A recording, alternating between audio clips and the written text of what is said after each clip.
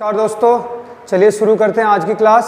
समास के हमारे 2 लेक्चर हो चुके हैं और आज तीसरा लेक्चर हम डिस्कस करेंगे।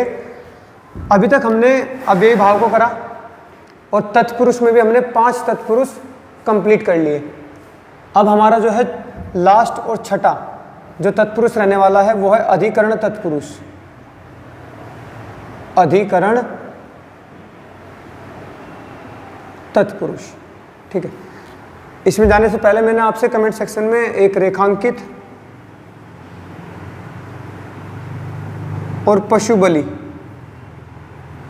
रेखांकित और पशु बलि के बारे में पूछा था कि इनमें कौन सा समास है।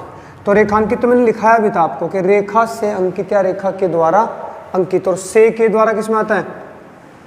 करण कारक में। तो एक कौन सा हो जाता है आपका? करण तत्पुरुष। ध्यान देगा, तो एक करण तत्पुरुष है।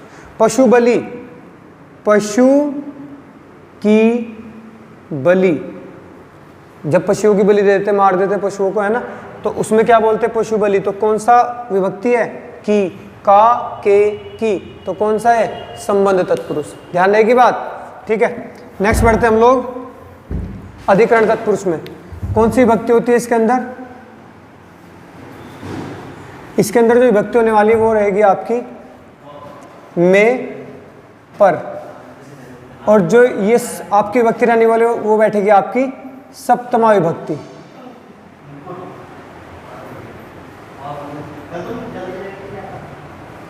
सप्तमी विभक्ति, ठीक है।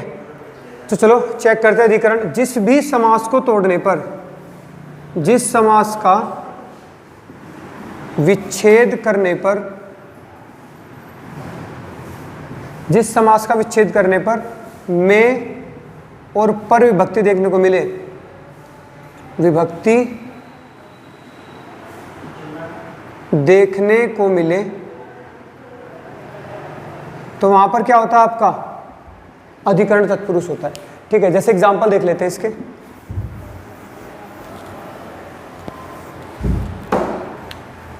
उदाहरण हो जाएगा इसका शोक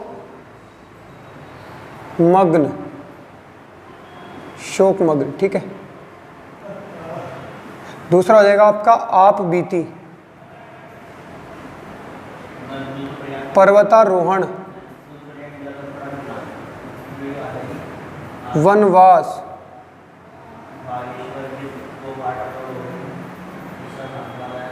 धर्मवीर, ठीक है। तो शोकमग्न। अब एक और इसमें शब्द होता है शोकग्रस्त। दोनों को ध्यान से समझेंगे। शोकग्रस्त और शोकमग्न दोनों में बहुत अंतर है। अगर मैं बात करूं शोकमग्न की, तो शोकमग्न को बोलोगे आप लोग शोक में मग्न। इसका मतलब डूबा हुआ।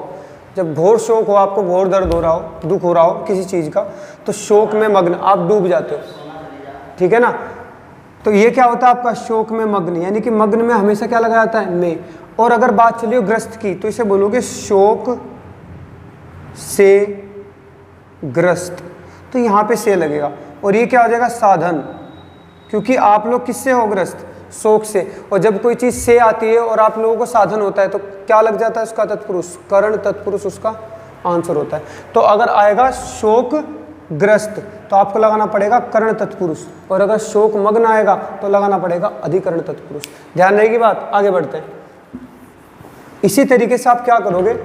आप बीती, इसे क्या बोलोगे? आप पर बीती, अर्थात खुद पर बीती, है ना। खुद पर बीती हुई, तो खुद पर बीत रही है इसलिए पर आ गया, इसमें में आ गया। पर्वतारोहण, पर्वत पर चढ़ना, क्या है? पर्वतारोही बोल दे, रोहित हो गया चढ़ने वाला, पर्वतारोहण यानी पर्वत पर चढ़ना। तो पर ऊपर चढ़ोगे इसलिए क्या हो जाएगा? अधिकरण। वन में वास, वन में वास, तो में आ रहा है तो किस में चला जाएगा? अधिकरण में। धर्म वे वीर, धर्म में वीर, तो किस में हो जाएगा आपका? अधिकरण में, ठीक है। उतार लेने से ध्यान से समझ में आई बात। अब देखो,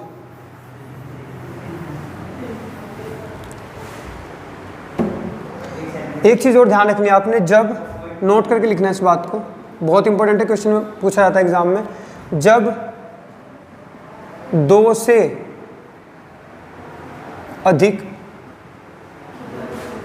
व्यक्तियों के बीच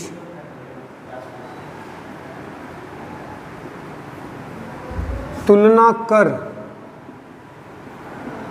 किसी एक व्यक्ति को सर्वोच्च बताया जाए, सर्वोच्च बता दिया जाए। जब 2 से अधिक व्यक्तियों के बीच तुलना कर किसी एक व्यक्ति को सर्वोच्च बता दिया जाए तो वहां पे भी कौन सा तत्पुरुष होता है? अधिकरण तत्पुरुष। मैंने बताया था कि समास हमेशा 2 तरीके से पूछा जाता है, पहला शब्द के थ्रू और दूसरा वाक्य के थ्रू। तो ये वाक्य के थ्रू पूछा जाएगा। किस तरीके से? जैसे आपकी कक्षा में कोई होनहार छात्र है तो आप बोलोगे भाई उस होनहार छात्र का नाम क्या है? अभिषेक। तो आप क्या बोलोगे? अभिषेक कक्षा का सबसे होनहार छात्र है। तो अभिषेक को आपने पूरी कक्षा में सर्वश्रेष्ठ बता दिया, इसका मतलब अभिषेक क्या हो गया? अधिकरण तत्पुरुष में चला गया। दूसरा होगा आपका कि नीरज चोपड़ा, जैसे हमारे जेवलिन थ्रो जिन्होंने की थी अभी गोल्ड मेडलिस्ट, तो आप बोलोगे नीरज चोपड़ा ओलंपिक में सबसे सर्वोत्तम खिलाड़ी है। तो क्या बोलोगे आप लोग? एथलीट है, सबसे सर्वोत्तम एथलीट है। तो क्या बोलोगे? नीरज चोपड़ा उस टाइम पे क्या हो जाएगा? अधिकरण तत्पुरुष में चले जाएंगे। बात समझ आ रही है मेरी? तो इसी तरीके से एग्जाम्पल दे रहा हूं मैं। नीरज चोपड़ा सबसे अधिक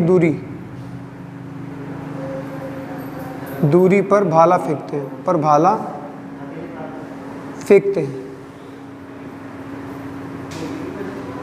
तो क्या हो जाएगा? ये सर्वोच्च, सबसे अधिक, कोई कितना फेंके सबसे अधिक ये फेंकते हैं। तो इसमें क्या हो जाएगा? नीरज चोपड़ा क्या हो जा रहे हैं? इसमें सर्वोच्च हो जा रहे हैं, तो इसलिए अधिकरण तत्पुरुष में चला जाएगा। ध्यान रहेगी बात? चलो आगे बढ़ते हैं।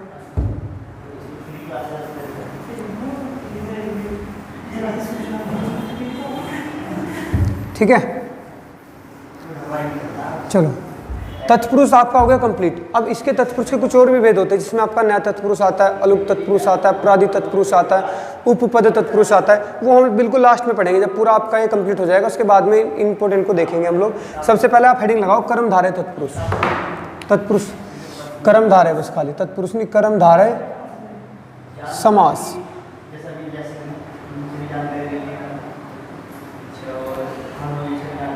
तीसरा है कर्मधारय समास। ठीक है, कर्मधारय समास, इसमें क्या होता है?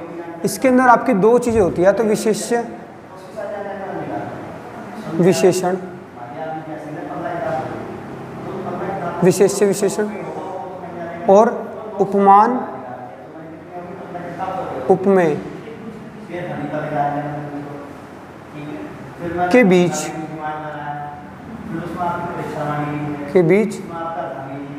संबंध होता है। ठीक है, विशेष्य विशेषण उपमान उपमेय के बीच संबंध होता है। अगर मैं कर्मधारय समास की बात करूं तो इसके अंदर अगर मैं पहचान की बात करूं, सबसे बड़ी पहचान, इनके बारे में बताऊंगा क्या क्या चीजें होती है। पहचान इसकी सबसे बड़ी है जो,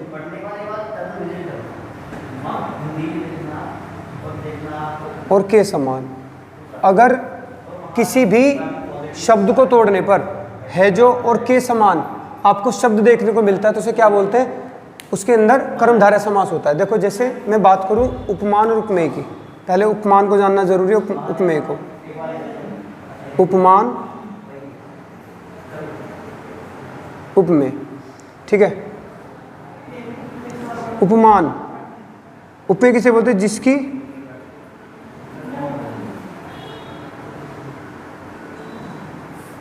उपमान उपमेय, जिसकी उपमा दी जाए, जिसकी उपमा दी जाए।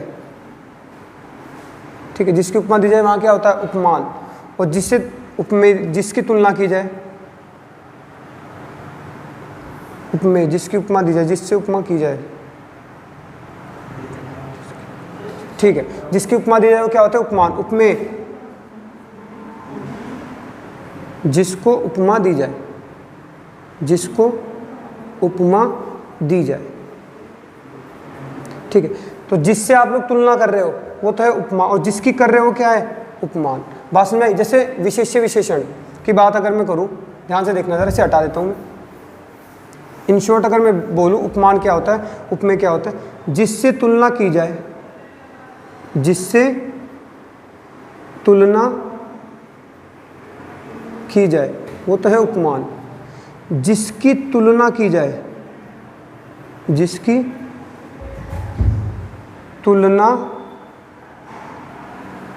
की जाए, तो ध्यान रहेगी उपमा क्या होता है और उपमान क्या होता है। ठीक है, उपमेय और उपमान, तो जिसकी तुलना आप कर रहे हो, जैसे मेरी तुलना आप किसी से भी करने लगो तो मैं तो हो जाऊंगा उपमेय, और जिससे करोगे वो क्या हो जाएगा, उपमान। बात समझ आएगी? जैसे एग्जाम्पल के थ्रू बताता हूं,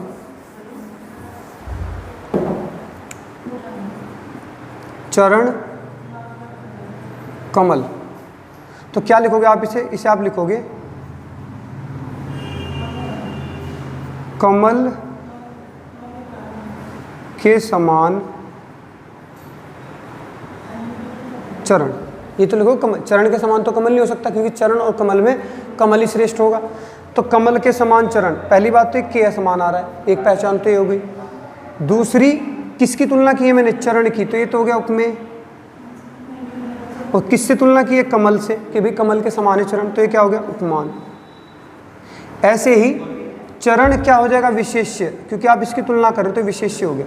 और उसकी विशेषता क्या है कि ये किसके समान है, कमल के, तो ये विशेषण, तो एक तरीके से विशेषण आप लोग बोल दोगे। ठीक है ना, विशेषण होती है विशेषता, उसकी विशेषता क्या है। तो चरण इस टाइम पे विशेष्य और उपमेय का काम कर रहा है, और वैसे ही कमल किसका कर रहा है, उपमान और विशेषण की तरीके से काम कर रहा है। बात समझ आई? तो आगे बढ़ते देखो, तो आप लोग क्या बोलोगे इसके अंदर कि जिस समास का विच्छेद करने पर के समान और है जो इत्यादि शब्द देखने को मिले वो क्या होता है, अधिकरण, सॉरी कर्मधारय समास होता है। दूसरा मैंने क्या बताया कि उपमान उपमेय विशेष्य विशेषण संबंध देखने को मिलता है। उदाहरण के तौर पर देख लेते हैं हम लोग क्या क्या बैठते हैं इसके अंदर, इसके क्या क्या उदाहरण हो सकते हैं। पहला इसका उदाहरण है आपका चरण कमल, ले लेते चरण कमल, कनक लता, तीसरी आंख, वक्र रेखा,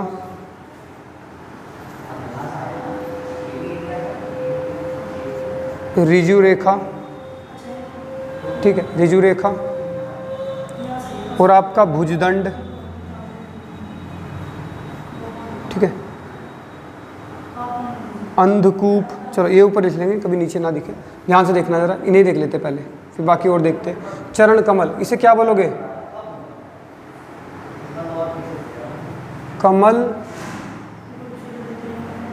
के समान चरण। कनक लता, कनक मतलब सोना, कनक के समान लता, तो कनक लता हो जाएगा। तीसरी आंख, तीसरी है जो आंख, तो तीसरी आंख हो जाएगा, तीसरी है जो आंख। वक्र रेखा, वक्र है जो रेखा, वक्र मतलब मुड़ी हुई रेखा, वक्र रेखा, ठीक है। ऋजु रेखा, सीधी है जो रेखा, या ऋजु है जो रेखा, सीधी है जो रेखा। भुजदंड, भुजा, भुजदंड, भुजा से दंड देना है ना, भुजा से दंड देना, ठीक। इसमें हो जाएगा आपका भुजदंड। और क्या हो सकता है, और एग्जाम्पल देखते हैं इसके, इंपॉर्टेंट हो जाता है आपका भुजदंड, क्योंकि एग्जाम में पूछा हुआ है। अब जो एग्जाम में पूछे हुए थे वो देख लेते हैं। भुजदंड एक था इसके अंदर, एक देख लेते हैं हम लोग और।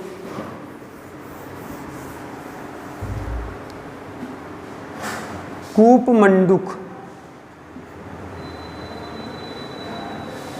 कृता कृत, ठीक है। राजीव लोचन,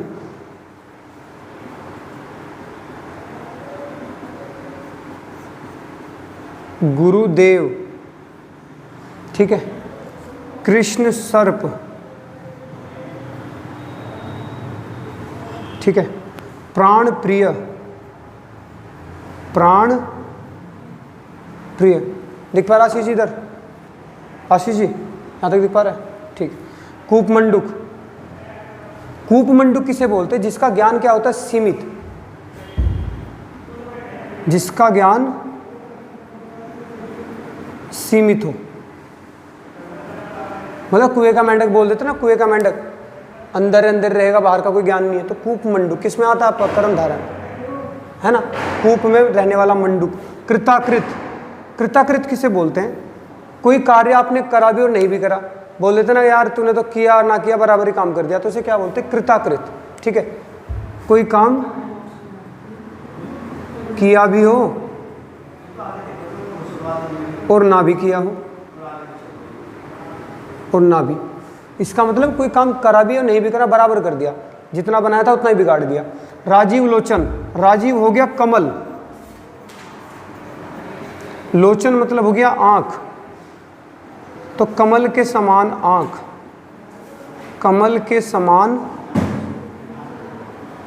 आंख क्या हो जाएगा? राजीव लोचन। गुरुदेव, देव है जो गुरु, देव है जो गुरु, गुरुदेव। अच्छा, इसी से मिलता जुलता एक शब्द पूछा गया था, गुरु भाई। इसमें बताओ कौन सा समास होगा? इसके अंदर आपको इसे कमेंट सेक्शन में जरूर बताना है। नेक्स्ट वीडियो जब आएगी उसके अंदर मैं इसका आंसर दूंगा। कमेंट सेक्शन में बताना गुरु भाई में कौन सा समास हो सकता है। इसका अर्थ और समास मैं आपको नेक्स्ट वीडियो में बताऊंगा। ठीक है, आपके लिए टारगेट है आपका। कृष्ण सर्प, कृष्ण मतलब हो गया काला। ठीक है, तो हटा देता हूँ, खिचड़ी पक गई थोड़ी इसमें। ठीक है, काला, कृष्ण मतलब क्या हो गया? काला। और सर्प का मतलब हो गया सांप। काला है जो सांप। ठीक है, प्राण प्रिय, प्राणों, प्राण के समान, प्राणों ने सॉरी प्राण के समान प्रिय। जो गलती भी मेरे से हो गई थी, प्राणों, आपको प्राणों नहीं बनाना। क्यों? प्राण खुद ब खुद एक बहुवचन शब्द होता है, इसके कभी बहुवचन नहीं बनाया जा सकता। ठीक है, तो प्राण के समान प्रिय, ये क्या हो जाएगा आपका? प्राण प्रिय। ठीक है, तो एग्जैक्टली आप लोगों को अच्छी तरीके से समझ में आएगा। जैसे एक शब्द होता है नरोत्तम, नरोत्तम भी कई बार पूछा जा चुका है। नरों में उत्तम है जो, नरों में उत्तम है जो, तो ये है जो के समान जरूर नहीं है बीच में कहीं पे आएंगे, ये शुरू में और अंत में भी कहीं पे आ सकते हैं। तो नरोत्तम को क्या बोलोगे? नरों में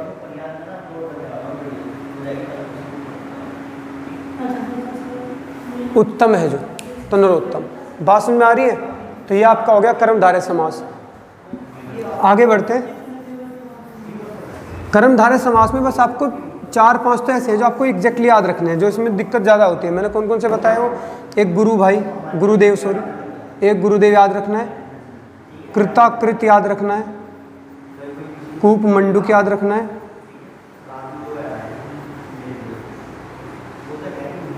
ठीक है, गुरुदेव, कृताकृत, कूप मंडूक, भुजदंड, ठीक, अंधकूप।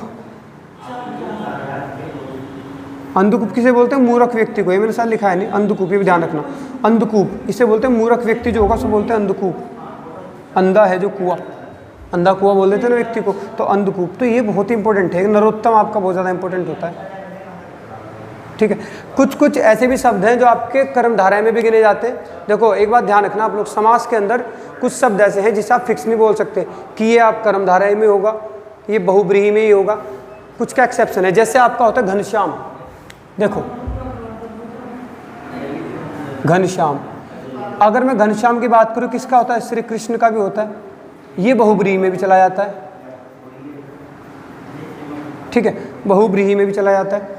और ये आपका किस में चला जाता है? एक कर्मधारय में भी चला जाता है, कर्मधारय में। तो जैसा ऑप्शन ऐसा आंसर हो सकता है, बहुब्रीहि हो कर्मधारय हो ही ना, तो आप बहुब्रीहि लगाओगे। हो सकता है कर्मधारय हो बहुब्रीहि हो ही ना, तो आप कर्मधारय लगाओगे। अब बात आप ये पूछोगे सर अगर दोनों हो तो फिर ठीक है बहुब्रीहि लगाओगे। समझ गए? बहुब्रीहि को ही प्राथमिकता देनी है। अगर आपको कोई लग रहा है कि ये तो बहुब्रीहि भी बैठ सकता है, तो बहुब्रीहि चुनना है, वही आंसर होता है। बहुब्रीहि में सबसे बड़ा माना जाता है। ठीक है, अब जैसे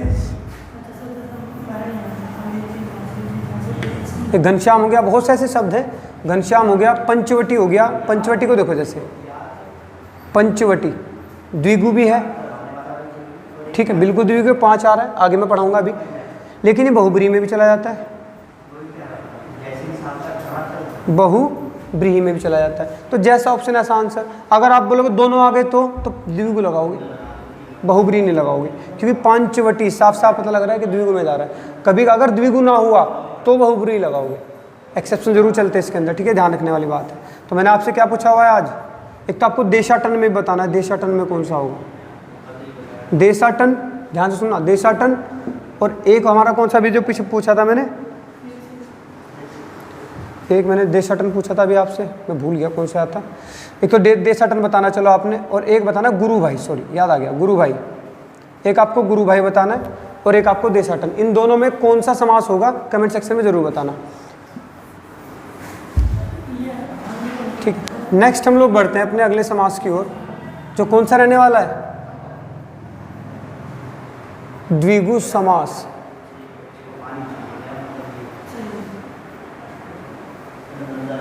द्विगु समास, ठीक है। देखो द्विगु का मतलब क्या होता है, इसका मतलब ही होता है 2 गायें, 2 गायें बोला जाता है। द्विगु का मतलब 2 गायें होता है, तो 2 अर्थात संख्याएं। तो जो शब्द संख्या का बोध कराए, जो शब्द संख्या का बोध कराए, वहां द्विगु समास होता है, वहां द्विगु समास होता है। जो शब्द किसका बोध कराएगा, संख्या का बोध कराएगा, वहां पे कौन सा समास होगा, द्विगु समास। इसके अंदर आज एक ऐसी बात बताऊंगा जो आपको शायद ही पता हो, ध्यान से सुनना जरा, तो ये आप लोग इसकी परिभाषा समझ जाओगे। देखो परिभाषा से क्वेश्चन आजकल इतने नहीं पूछे जाते, बहुत ही कॉमन आता है, वो पूछ भी सकता है आपसे, इसलिए मैं ज़्यादा परिभाषा पे ज़्यादा ध्यान नहीं देता। लेकिन मैं जिसकी परिभाषा पूछी जाती है उसकी जरूर लिखाऊंगा, जो एग्जाम में जिसकी पूछी जाएगी उसकी क्या, इसका क्या लिखाऊँ, संख्या का बोध कराता है, वो तो आपको वैसे ही पता है, ठीक है। अब ध्यान से देखना ज़रा, जैसे मैं बोलूँ एग्जाम्पल के तौर पर उदाहरण ले लेते हैं इसके कुछ। त्रिवेणी, द्विवेदी, चतुर्वेदी, द्विवेदी चतुर्वेदी, ठीक है। त्रिवेणी, द्वे मातुर, एकांकी या एकाकी, पहले इन्हें देख लेते हैं। त्रिवेणी 3 वेणियों का समूह, यानी 3 नदियों का समूह, वेणी मतलब नदी। द्विवेदी 2 वेदों को जानने वाला, 2 वेदों को जानने वाला। चतुर्वेदी 4 वेदों को जानने वाला। द्वे मातुर 2 माताओं वाला, 2 माताएं वाला, 2 माताएं वाला, ठीक है। एकांकी, एकाकी मतलब एक रहने वाला, एकाकी मतलब एक शिशु होता है, तो एकाकी आ गया, ठीक है। और भी कौन से हो सकते हैं आपके, पंचवटी इसके अंदर आ जाएगा, इसे हटा लेते हैं यहाँ से। पंचवटी 5 वटों का समूह, 5 वटों का समूह, वट मतलब वृक्ष होता है ना, उसे उसके बारे में बात चल रही है, 5 वटों का समूह, ठीक है। और क्या हो सकता है आपका, सतसई, सतसई संस्कृत के जो शब्द आएंगे, सतसई हो गया, सप्तविंशति, सप्तविंशति, दोनों में क्या हो जाए, सतसई मतलब 7। सतसई किसे बोलते हैं, बिहारी एक कवि होते थे मतलब किसमें, साहित्य में, साहित्य के अंदर आपके सतसई यानी कि 700 दोहों का समूह, 700 दोहों का समूह उन्होंने जब बनाया था तो उसे बिहारी सतसई बोला गया था, ठीक है। तो 700 दोहे इसके अंदर होते हैं। सप्तविंशति को बोलते हैं 27, तो अभी किसमें आता है, द्विगु में। लेकिन ध्यान रखना एक चीज़ में, जो मेन इंपॉर्टेंट बात बता रहा हूँ इसके अंदर, वो ध्यान से सुननी है। द्विंद जो बहुत ही कम व्यक्ति को पता होती है, ध्यान से सुनना। 1 से लेके 9 तक, 1 से लेके 9 तक की सभी संख्या किस में आती हैं, द्विगु में। अगर मैं भी आपसे पूछूँ 10 में कौन सा समास है, तो आप तुरंत लगाओगे जी द्विगु समास है, और ये तुरंत गलत हो जाएगा। 10, 20, 30, 40, 50 यानी कि 10 का मल्टीपल, या फिर किसी शताब्दी का मल्टीपल। शताब्दी मतलब 100, 200, 400, ये सभी कभी भी क्या नहीं होते, ध्यान रखना। 10 का मल्टीपल, 10 का गुणांक और 100 का गुणांक, 10 का गुणांक और 100 का गुणांक कभी भी द्विगु समास में नहीं आता। द्विगु समास में सिर्फ और सिर्फ 1 से लेकर 9 तक की संख्या आएगी। एक क्वेश्चन पूछा गया था 31 में कौन सा समास है, सबने कौन सा लगाया, द्विगु, और था कौन सा, द्विंदु। मैं बताऊंगा जब द्विंदु आपका चलेगा तब बताऊंगा क्यों ऐसा हुआ। तो ध्यान रखना आपसे 1 से लेकर 9 तक की सभी संख्याओं में द्विगु होगा, उससे ऊपर आपका द्विंदु होगा। और एक चीज़ और ध्यान रखनी है, अगर मैं इसी चीज़ को संस्कृत में बोल दूँ, जैसे 700 होता है, किसका मल्टीपल है, 100 का, लेकिन ये मैंने संस्कृत में लिखा है इसलिए द्विगु में जा रहा है। ठीक है, तो बाकी द्विंदु समास को हम देखेंगे नेक्स्ट में वीडियो में। ऐसे हम लोग समास करते जाएंगे, इंपोर्टेंट तरीके से देखते जाएंगे। ठीक है, मिलते हैं नेक्स्ट वीडियो में, तब तक के लिए धन्यवाद।